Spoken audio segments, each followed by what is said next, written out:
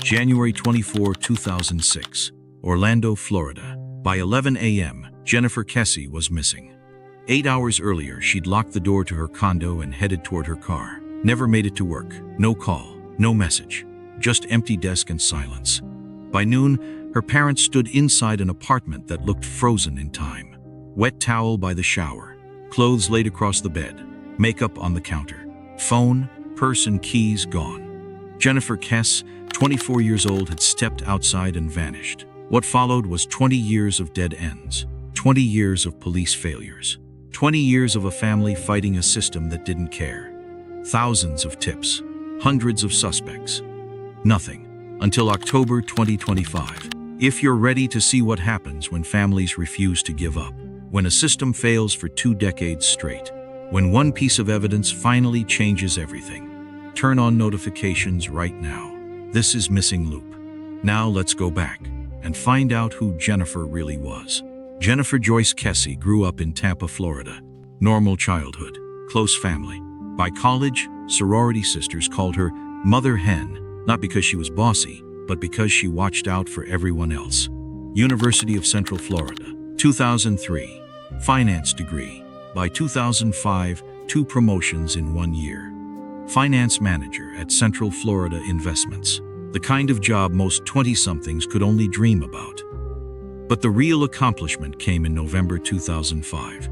Jennifer bought her own condominium, saved the money herself, chose the location deliberately. Mosaic at Millennia, gated community, security guard, fenced perimeter. Safety mattered to Jennifer. She carried pepper spray, checked in with family before going anywhere new, called her boyfriend every morning before work. That kind of careful, that kind of cautious. Rob Allen lived 3 hours away in Fort Lauderdale. They'd been dating about a year. Long distance worked because both committed to weekends together. Rob described her simply, she was in love. Her mother Joyce echoed that, she was just really happy. A week before disappearance, both took a romantic trip to St. Croix. Rob's friend told him afterward, "You're in love and just don't want to admit it." Jennifer was 24, own place, great job, boyfriend who loved her, parents she talked to daily. Everything was clicking into place exactly as planned. Then January 24th, 2006 came. For 20 years, Drew Kesse, her father, refused to accept that file was closed, while police moved on, while the system forgot. Drew kept fighting. This is the story of what happened when one family decided the system wasn't good enough. January 23rd, evening. Jennifer called parents while driving home from work. Called Rob at 10 p.m. They had an argument about the long-distance relationship. Not a fight, but real tension. Distance was taking a toll. Rob expected his usual morning call the next day. That's what always happened. January 24th, 7:30 a.m. Rob waited, tried reaching Jennifer. Voicemail picked up. He left messages, assuming she was busy getting ready for work. By 8 a.m., the desk at Central Florida Investments sat empty. An important meeting was scheduled. No Jennifer, no explanation. By 10:30 a.m., the employer had escalated. By 11 a.m., the call reached Drew and Joyce Kesse in Tampa. "Your daughter didn't show up for work." Those 8 words triggered a 2-hour drive to Orlando. Noon. Drew and Joyce unlocked their daughter's condo. Everything suggested routine morning. Wet towel by the shower. Outfit laid on the bed, as if Jennifer couldn't hide which one. Makeup covering the bathroom counter, but no phone, no purse, no keys, no briefcase. Joyce Kesse would describe that moment later. Her cell phone that she'd had since she was 16 went straight to voicemail for the first time. That's how we knew something horrendous had happened. No signs of struggle inside the apartment. No forced entry. No broken windows. No blood. Everything screamed. Jennifer got ready for work and left. But a witness would later tell police something critical. Around 7:45 a.m., someone had spotted Jennifer's black Chevy Malibu driving erratically near the complex exit. Not calm departure, chaotic movement, like someone was fighting for control. That timing meant Jennifer hadn't gotten far. That meant abduction happened close to home. That meant the perpetrator knew the complex. 2 days of silence. January 26th, Police located the black Chevy Malibu at Huntington on the Green apartment complex, 1 mile from Jennifer's condo. Security footage captured everything. A male, estimated 5'3", wearing light-colored workman clothes, parked the vehicle around noon on January 24th, walked away, disappeared. The FBI was called. NASA was brought in to enhance images, but a problem emerged. In every single frame, the person's face was blocked. Frame 1, fence. Frame 2, fence post. Frame 3, another fence post.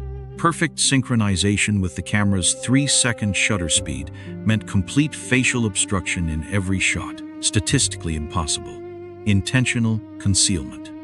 The hood told its own story. Evidence photos showed marks consistent with violent contact. Someone thrown down hard. Arms spread wide, dragged backward across metal. Drew Kesse described what appeared in those images. It looked like someone was thrown onto the hood, arms spread out, then dragged back almost off the hood to where you can see fingers scribbling down the surface. Inside the vehicle, a hair sample, a DVD player left behind, wiped interior surfaces, a latent fingerprint matching no one in the system, a large boot print near the gas pedal. Investigators had video evidence of abduction, physical evidence of struggle, clear image of the perpetrator, no name to attach to any of it.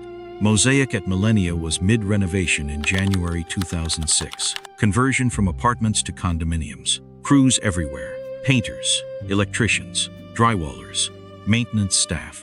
Many workers lived at the complex during construction. Vacant units housed transient labor. Estimates suggested 10 workers shared a single empty unit directly across from Jennifer's condo. The complex felt quieter than normal. Fewer residents, less observation, less safety. Jennifer had noticed the workers, felt unsafe around them. Her mother remembered. They would stop and leer when she walked by. Her father added, whenever a worker entered her apartment for repairs, Jennifer stayed on the phone with us. She'd position herself in the doorway until they left. Jennifer took precautions, stayed connected to family, never allowed herself alone with these workers. That awareness probably protected her multiple times, but the investigation faced a critical window. The workforce was transient. Workers came and went. No formal leases, many undocumented. Within days, literal days, construction workers had scattered to other jobs. Some left the state. Some left the country. The opportunity closed rapidly. Within 1 week, potential witnesses had evaporated. Police didn't move fast enough. Didn't secure the scene before the transient workforce scattered. Didn't photograph workers. Didn't get names. Didn't connect anyone to the crime before they disappeared. This is where the investigation died. Not because of bad luck, but because nobody acted with urgency. Thousands of tips came in. 4,500 pieces of information from the public. 4,500 leads that went nowhere. Dead ends accumulated. Suspects got ruled out. Years passed. The investigation slowed to a crawl. Then, in 2010, Detective Joel Wright, the one investigator who believed in the construction worker theory, got reassigned. The case lost its primary focus. By 2016, 10 years after Jennifer disappeared, the state of Florida officially declared her legally dead. Drew Kesse described that moment. That was one of the hardest things I've ever done in my life. But here's what the system didn't understand. Jennifer's family wasn't going to accept that verdict. In 2018, Drew and Joyce Kesse did something unprecedented. They didn't accept the police's failure. They sued them. They demanded the case files. They demanded the right to hire private investigators. They filed a legal battle that had never been won before in America. A family taking control of an open missing person investigation through litigation. The Orlando Police Department fought back, but in March 2019, the family won. The department handed over 16,000 pages of documents, 66 hours of video and audio recordings. Everything. What those documents revealed made their blood run cold. Between 2012 and 2019, no investigative work had occurred. 7 years of complete silence. The lead detective hadn't written a single report since 2010. 12 years without documentation. 12 years of a case that was supposed to be active, sitting in a drawer collecting dust. Drew Kesse expressed it simply. We firmly believe the department's negligence cost Jennifer the chance to be found. But the family didn't stop. They assembled their own team. 13 private investigators, former FBI agents, former DEA agents, people with real expertise, spent nearly 2 years investigating themselves because the system wouldn't. By December 2022, the pressure from a family that refused to quit, from a lawsuit that shattered precedent, from investigators they hired themselves, finally forced change. The Florida Department of Law Enforcement took over from the Orlando Police Department. FDLE brought state-level resources. FDLE brought expertise. FDLE had the ability to do what local police had refused to do for 16 years. But it only happened because Drew and Joyce didn't accept the system's failure. That fight aged them. When Jennifer disappeared, both were 48, now 68. Joyce battled cancer twice. Drew faces health issues. In October 2025, he acknowledged what was becoming clear.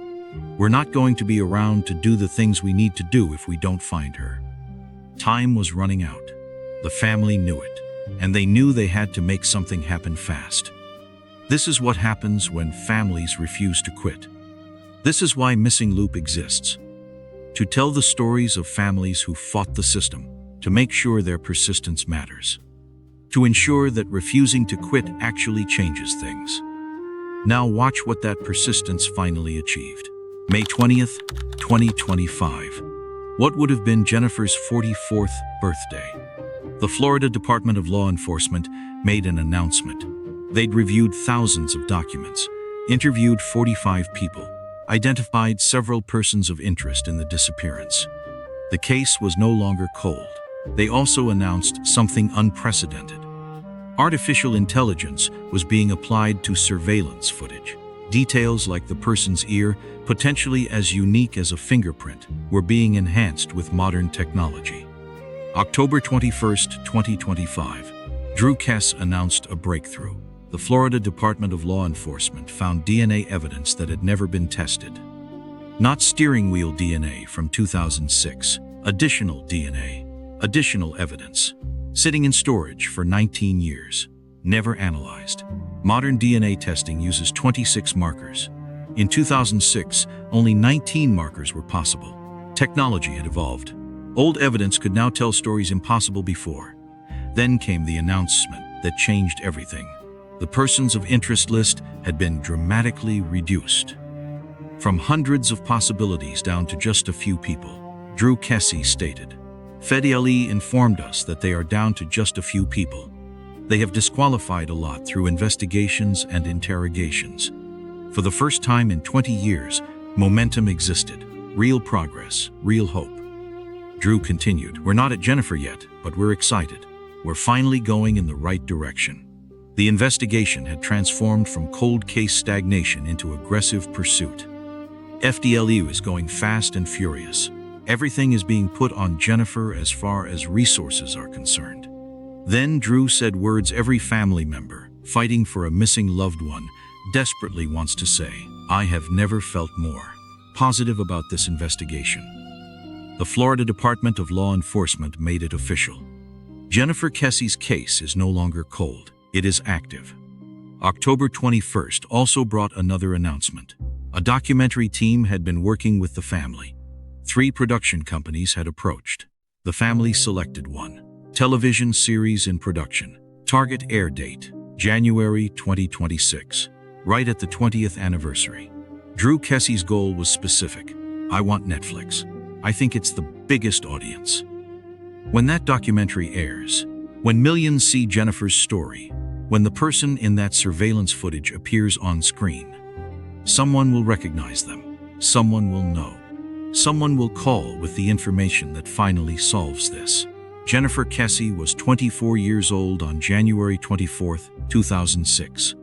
She'd just bought her own condo, just earned 2 promotions, just started a relationship with someone who loved her, just had everything falling into place. Then someone took her. For 20 years, Drew and Joyce didn't stop fighting, sued police, hired investigators, made television appearances, posted daily updates, refused to let the system forget about their daughter. Drew Kesse has said, "We don't care when, we don't care how, and frankly, we don't care who. We just want our daughter back, for the good or the bad. We miss her every day." That's what 20 years of persistence looks like. Now the Florida Department of Law Enforcement is doing what the Orlando Police Department wouldn't. Investigating aggressively, testing evidence, narrowing suspects, applying modern technology to old mysteries. For the first time, real possibility of closure exists. Jennifer Kesse was someone's daughter, someone's girlfriend, someone's sister, someone's friend, someone who deserved better than what happened to her. Her family deserved better than what the system did to them. If you believe in families like Jennifer's, if you want to follow this case as investigators get closer, if you want to see what happens when someone refuses to quit, subscribe to Missing Loop. Jennifer Kesse's case is no longer cold. It is active. And we're watching.